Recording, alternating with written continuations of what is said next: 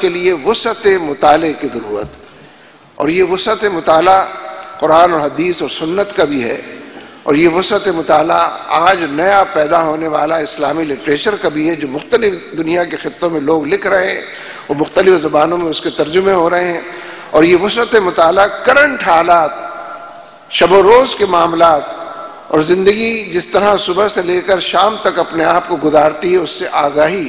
ان تمام چیزوں کے بارے میں کرنٹ مطالعہ ہونا چاہیے۔ اس لیے میں یہاں یہ تجویز کرنے کی، حالانکہ پہلے سے بھی اس پر عمل ہوتا ہوگا، کوشش کروں گا، چاہوں گا کہ آپ خود اپنا ایک نصاب مطالعہ بنائیں۔ روزانہ آپ کتنی دیر مطالعہ کریں گے؟ 2 گھنٹے نہیں، کم ہے، چلو یہ 3 گھنٹے کریں گے۔ 3 گھنٹے میں قرآن پاک کتنا پڑھیں گے؟ قرآن پاک میں بھی انگنت نئی چیزیں لوگ لکھ رہے ہیں اور آ رہی ہیں۔ حدیث اور سیرت نبوی صلی اللہ علیہ وسلم کے حوالے سے بھی مجھے پتہ نہیں، یعنی تفہیم القرآن تو ظاہر ہے سب تک پہنچی ہوئی ہے، دیکھی ہوئی ہے، لوگوں نے پڑھی ہوئی ہے۔ تفہیم الاحادیث کتنے لوگوں نے پڑھی؟ 8 جلدوں میں یہ تفہیم الاحادیث آئی ہے، مولانا سید مولانا مودودی رحمۃ اللہ علیہ کے حوالے سے۔ انہی کی تحریریں ہیں ساری، جو حدیث کے بارے میں انہوں نے لٹریچر کے اندر جا بجا پھیلائی ہوئی تھیں، ان کو یکجا کر دیا گیا۔ تفہیم الاحادیث کا مطالعہ 8 جلدیں ایک دفعہ آپ پڑھ لیں گے تو لٹریچر بھی ذہن میں تازہ ہو جائے گا، اور اسی کے ساتھ ساتھ فہم حدیث کے حوالے سے طبیعت کے اندر ایک تازگی بھی پیدا ہوگی، اور حدیث کے ساتھ تعلق میں اگر کوئی ضعف، کوئی کمزوری، کوئی جھول کہیں پر پایا جاتا ہے تو وہ کبھی بھی پوری ہو سکے گی۔ تو اگر یہ 3 گھنٹے آپ مقرر کرتے ہیں اپنے لیے کرنٹ مطالعے کے لیے، کرنٹ چیزوں کے لیے، کون سے رسائل آپ پڑھیں گے؟ کون سے اخبارات کی طرف جائیں گے؟ کن اخبارات کے اداریے، کن اخبارات کے کچھ کالم اور مضامین آپ کے لیے مفید ہوں گے؟ یا اگر اس سے تشفی نہیں ہوتی تو آپ آپس میں مشورہ کریں، وہاں بیٹھیں کہ بھائی تم کیا کیا چیزیں پڑھتے ہو؟ اچھا یہ رسالہ میں نے کبھی نہیں دیکھا، تم نے مفید پایا، مجھے ذرا دینا کسی دن۔ یعنی یہ باہمی تعاون کی اور انما المؤمنون اخوہ کی جو مثال ہے یہ دور تک پھیلی ہوئی نظر آنی چاہیے، اس لیے کہ آج کی اسلامی تحریک کے کارکن کو جتنا بالغ نظر ہونا چاہیے، جس قدر دور اندیش ہونا چاہیے، جس قدر معاملہ فہم ہونا چاہیے، جس طرح اسلامی تحریکوں اور دنیا کے حالات کی نبازی کرنی چاہیے، اور اسی کے نتیجے میں مسرتیں ہیں، اسی کے نتیجے میں آزمائشوں کا شعور ہے، اسی کے نتیجے میں آزمائشوں میں ثابت قدم رہنے کے لیے اپنے رب سے تعلق کی آبیاری ہے۔ یہ جو میں نے آیت پڑھی نا، وَاعْتَصِمُوا بِاللَّهِ، اللہ کے ساتھ چمٹ جاؤ، اس کے ساتھ جڑ جاؤ، اللہ کے مجسم ہو جاؤ، اس لیے کہ اللہ ہی کا کام ہے جو ہم لے کر چلیں گے، ہمارا اپنا تو کوئی کام نہیں ہے، ہم تو اس کے خلیفہ کی حیثیت سے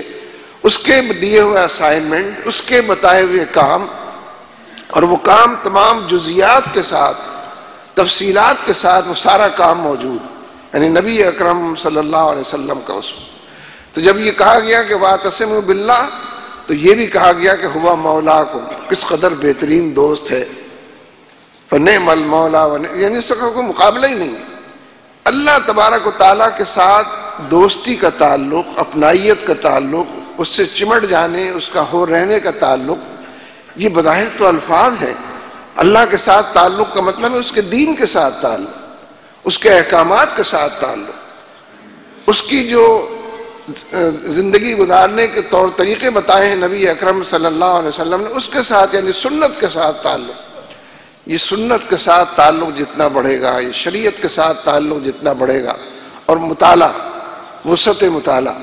مطالعے کے اندر گہرائی اور گہرائی، مطالعے کے اندر مداومت اور تسلسل،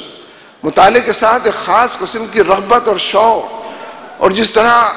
اتفاق سے آج رات میں نے کھانا نہیں کھایا تھا، آدمی چاہتا ہے کہ بار بار لوگوں کو بتائے کہ میں رات کھانا ہی نہیں کھایا تھا، میں کچھ ایسا ہو۔ مطالعہ اگر مس ہو جائے اور مطالعے کا موقع نہ ملے، اور کوئی دن ایسا گزر جائے کہ وہ جو وقت آپ نے مقرر کیا ہوا ہے 2 گھنٹے 3 گھنٹے وہ رہ جائیں، تو طبیعت میں اس کی گرانی کا احساس ہو، اس کے قضا ہو جانے کا اندازہ ہو، اس حوالے سے محرومی کی کیفیت ہو کہ کوئی چیز تھی جو ہونی چاہیے تھی نہیں ہو سکی ہے۔ حقیقت یہ ہے کہ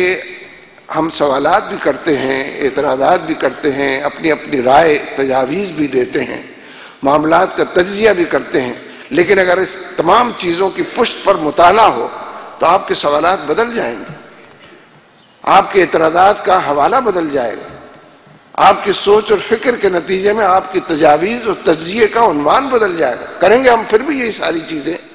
لیکن وہ بدلے ہوئے حوالوں سے، بدلے ہوئے عنوانات کے، یعنی جب انسان کے اندر خود ایک ڈیپتھ ہوگی، ایک گہرائی اور گہرائی کی کیفیت ہوگی، تو پھر اس کے رویوں کے اندر بھی ایک وقار بھی ہوگا، وزن بھی ہوگا، اور وہ فی الحقیقت کچھ کہہ رہا ہوگا جو لوگوں کے لیے بھی قابل قبول اور فی الحقیقت مفید و مؤثر ہوگا۔ تو اس لیے عالمی آفاقی سوچ کے لیے، عالمی آفاقی فکر کے لیے، قرآن و سنت پر مبنی ذہن اور ذہن رسا کے لیے وسعت مطالعہ، تازہ ترین مطالعہ، اپ ڈیٹ کرنے والا مطالعہ، قرآن اور حدیث کے حوالے سے بھی، لٹریچر کے حوالے سے بھی، اور جتنی کرنٹ حالات ہیں ان کی دسترس پیدا کرنے کے حوالے سے بھی ضروری ہے۔